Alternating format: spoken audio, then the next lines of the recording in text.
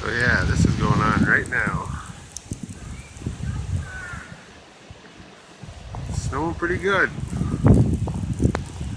31 degrees. It was rain this morning and it got colder, so this is the outcome. Snowing pretty good.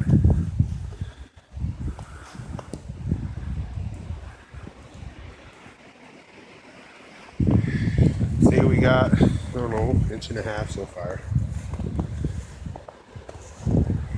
But it's kind of crazy how we're actually getting snow because we live on the coast.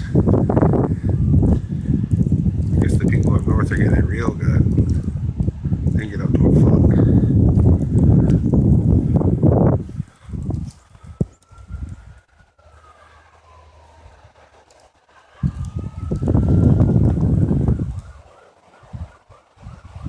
Yep, winter has begun.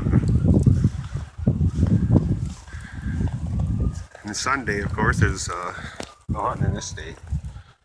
So it'd be perfect for hunting right now.